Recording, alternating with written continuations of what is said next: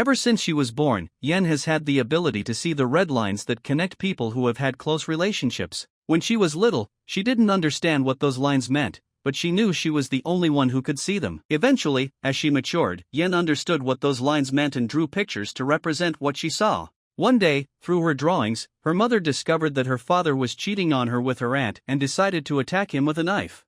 After the loss of her father, Yen discovered that her gift was actually a curse, and she decided to isolate herself to prevent other people from getting hurt. By the time she reached adulthood, she was deeply depressed and decided to end it all. However, no matter how many times or ways she tried to end it, she never managed to complete her plan. Apparently, as well as seeing red threads, Yen was also immortal.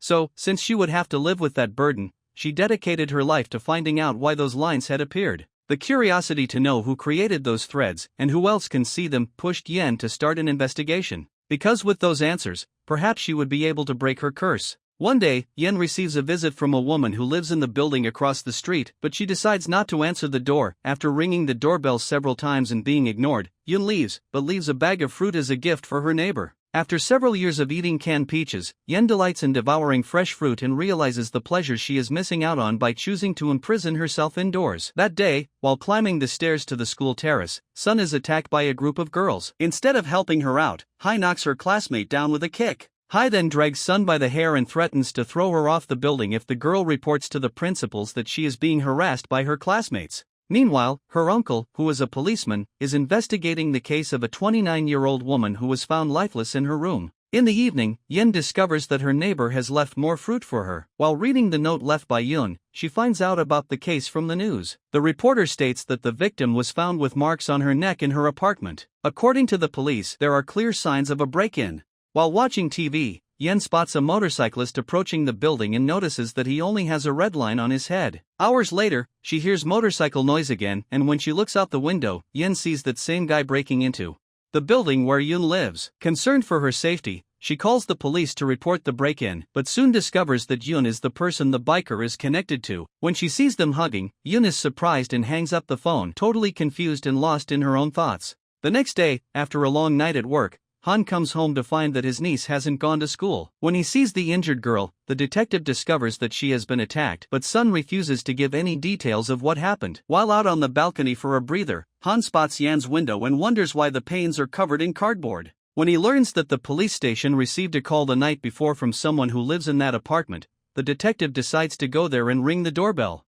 Through the peephole, Yen sees the hundreds of lines above the man's head but decides to open the door to explain herself. After explaining her mistake, the young woman closes the door and Han leaves. That evening, over dinner, he discovers that the victim who was found lifeless in her apartment had an ex-boyfriend who lives in the same building as Yen. Convinced that the man might be involved in the case, Dong decides to break into his apartment in the early hours of the morning. With the help of a flashlight, he finds a storage room full of suspicious items. At that moment, Dong takes out his cell phone and calls the detective, but ends up being attacked by Young, who uses a metal bar to hit him. Seeing the man approaching, Dong tries to dodge, but ends up being hit on the head and faints.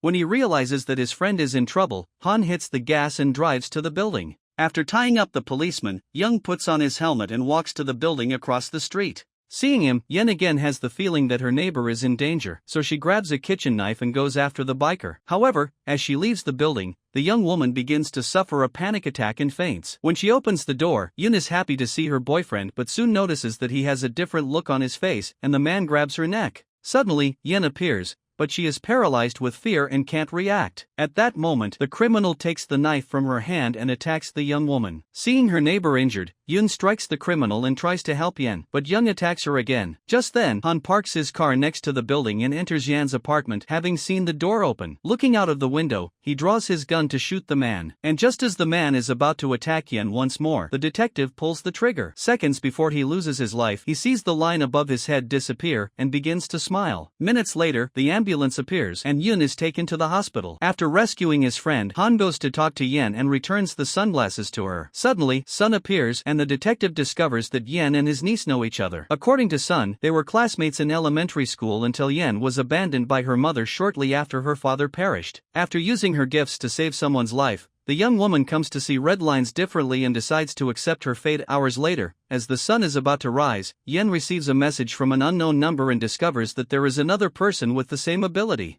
The next day, when she arrives at school, Sun discovers that Hai has opened her locker and found a letter she received. Being humiliated in front of her whole class, Sun attacks the student and tries to get her letter back, but Hai knocks her down and starts hitting her. When she enters the classroom and sees the two students fighting, the teacher defends Sun and allows her to go home early. While investigating Young's apartment to find out why he attacked his own girlfriend, Han finds the storage room where he kept the suspicious items and realizes that the walls are completely covered in redline drawings. When he gets home, Sun puts on the glasses she found at school and starts to see a wire on the top of her head. When she looks at her uncle while wearing the glasses, she sees hundreds of lines and screams in despair. Surprised by her new discovery, the girl walks down the street while looking at people and trying to understand what those red lines mean. During her observation, Sun notices that some wires are connected and wonders what the link is between those people. After a few hours, the young girl finally figures out what those lines mean and goes to school feeling confident. When she gets there, she discovers that her teacher is one of the few people in that school who has never had a relationship, while, at the same time, she discovers that Hai has had countless connections to the red wires in her head, even with teachers. That day, teacher Gujin introduces the students to her new classmate called Yen, and Hai immediately starts making fun of her. Concerned about his niece's behavior lately, Han decides to go to the school where she studies to talk to the teacher. After collecting some information about his niece, the detective asks if Gujin knew a guy called Young who was a math teacher at that school until the previous year. When she finds out that her former colleague was a criminal, Miss Gujin is surprised.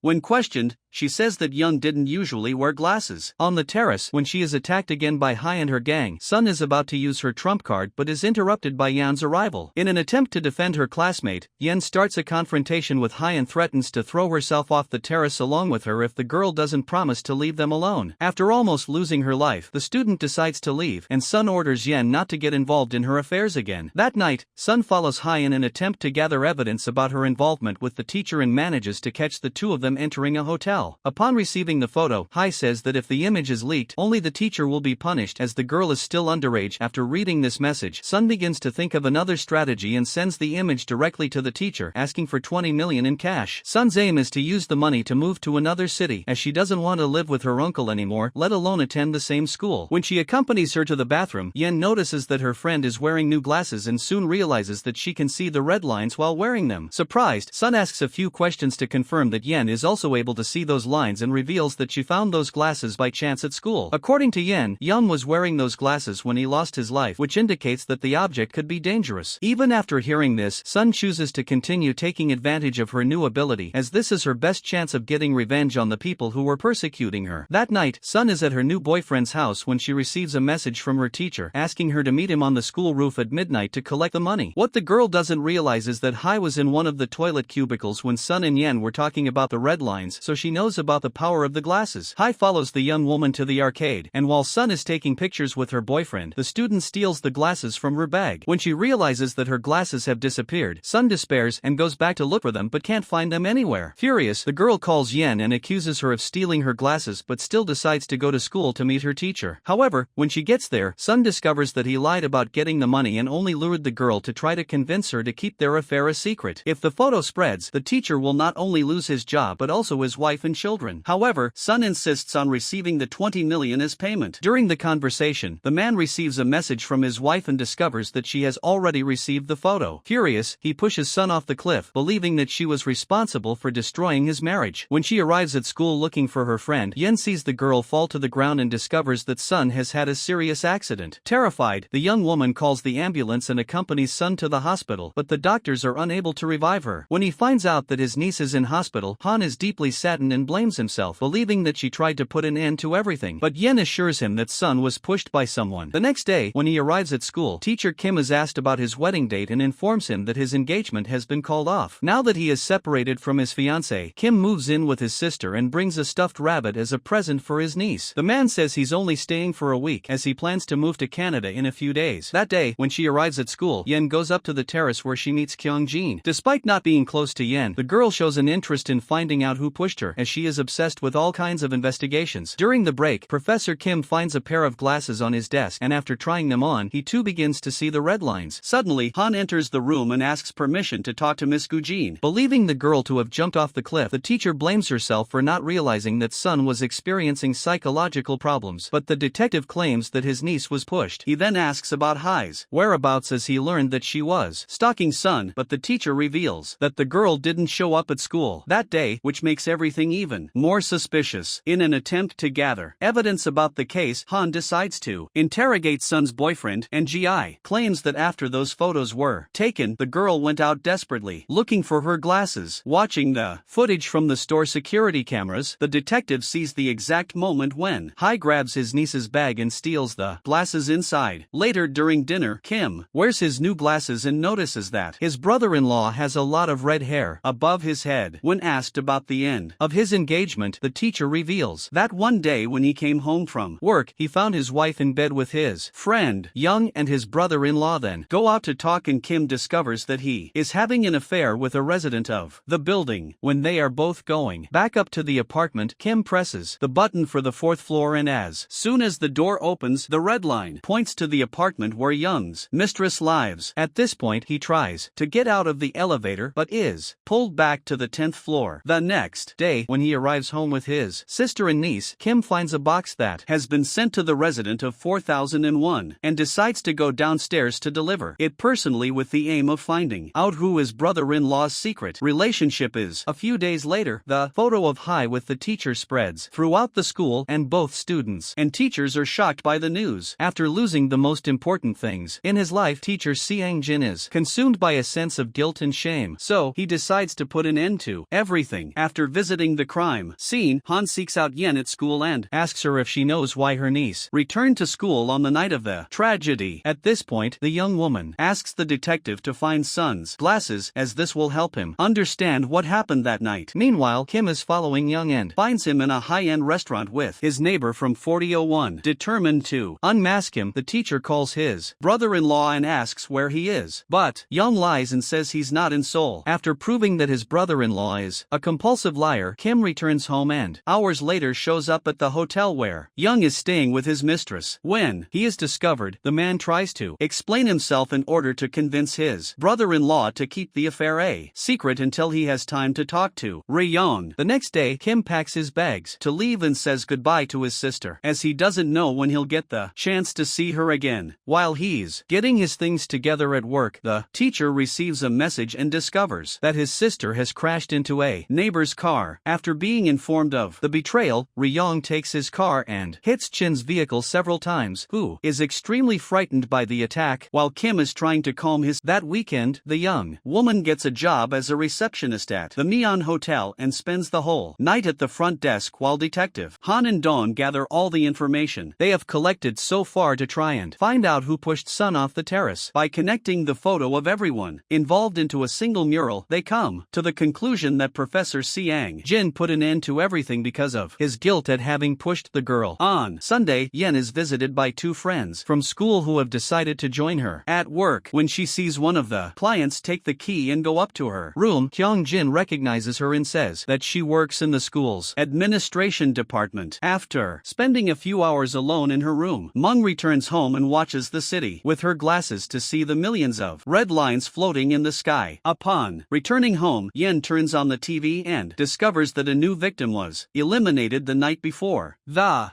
perpetrator was arrested near the scene and confessed everything he had done with a smile on his face. On seeing the images of the criminal, Yen notices that he is wearing a pair of glasses identical to Zone's and realizes that there are other glasses that give their wearers the ability to see the S-lines. On Monday, at the end of class, Een approaches Yen and invites her to visit his swimming school. He remembers that she said she liked empty places and takes the opportunity to spend some time alone with her. Ever since he saw Yen for the first time, Een began to take an interest in her, and thanks to Kyung Jin, he found an opportunity to get close to the girl. Even without knowing anything, Yen feels the urge to jump into the water and Ian quickly gets into the pool to prevent her from drowning. Then, while waiting for their uniforms to dry, they eat instant noodles and Yen tells him about her ability to see red lines on people's heads. The young woman reveals that just like her, Ian and Hyung-jin don't have any red threads, and even though he doesn't understand what these lines mean, the young man says he believes her. The following weekend, once again, Mung books room 206 at the Mason Hotel, and while she's cleaning the corridors, Yen hears her shouting at herself while looking in the mirror as if she's staging something to tell someone. A few months ago, in that same room, the woman found the glasses that gave her the power to see the S lines, and since then, her hobby has become complete. May's favorite hobby is watching the customers in room 205 through a hole in the wall. But when she sees Mr. Lee on the other side, she is surprised. Ever since she first saw the music teacher, Mang has fallen in love with him, and when she finds out that the man is meeting Kaylin, she collapses. At that moment, she goes down to reception and says she wants to extend her stay until the next day. Then when Kaylin shows up to meet Lee once again, Mung hits her with a fire extinguisher and puts on the woman's clothes to go meet the music teacher. Seeing his co-worker in his room, Lee wonders what's going on and is even more confused when she starts reciting the phrases she's practiced in front of the mirror. Then, when Mung comes towards him, Lee pushes her away and gets up to leave, but ends up fainting before he reaches the door.